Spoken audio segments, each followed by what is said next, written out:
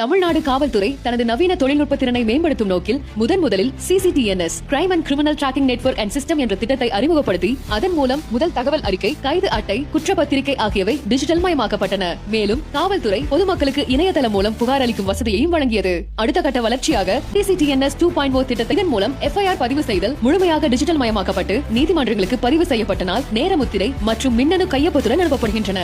OCR, voice to text மற்றும் mapping போன்ற நவீன தொழில்நுட்ப வசதிகள் இத்திட்டத்தில் உள்ளன. குற்றப்பத்திரிகை தாக்கல் செய்தலும் முழுமையாக டிஜிட்டல் மயமாக்கப்பட்டுள்ளது. குற்றவியல் நீதித்துறை அமைப்பின் முக்கிய தூண்களான கோர்ட்ஸ், பிரிசன், ஃபாரன்சிக்ஸ், ப்ராசிக்யூஷன் மற்றும் ஹாஸ்பிட்டல்ஸ் ஆகியவை இத்திட்டத்தில் ஒருங்கிணைக்கப்பட்டுள்ளன. குற்றச்சம்பவங்களின் வீடியோ மற்றும் புகைப்பட ஆதாரங்களை உடனடியாக பதிவு செய்யும் வசதிகளும் இத்திட்டத்தில் உள்ளன. மேலும் இந்த திட்டத்தின் கீழ் தனியாக வீட்டில் வசிக்கும் முதிய குடிமக்கள் மற்றும் வீட்டை பூட்டிவிட்டு வெளியூர் செல்லும் பொதுமக்கள் ஆகியோர் காவல்துறையின் ஆன்லைன் சேவை போர்ட்டலில் பதிவு செய்யலாம். அதன் மூலம் காவல் ரோந்து பணியாளர்கள் அவர்களின் வீட்டை கூடுதல் கண்காணிப்பில் வைத்து பாதுகாப்பை உறுதி செய்வார்கள். இந்த திட்டம் சேவைகளை மக்களிடம் கொண்டு செல்வதன் மூலம் காவல்துறையின் மீதான நம்பிக்கையை வலுப்படுத்துகிறது.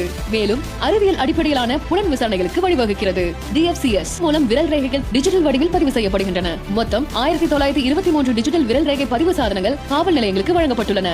இதன் மூலம் சந்தேக நபர்கள், குற்றவாளிகள், தண்டனை பெற்றவர்களின் முழுமையான விவரங்களை பெற முடிகிறது. தமிழ்நாடு காவல்துறை தொடர்ந்து முன்னேறி வருகிறது. இது பாதுகாப்பான, வலிமையான தமிழ்நாட்டை நோக்கிய ஒரு மாபெரும் பயணம்.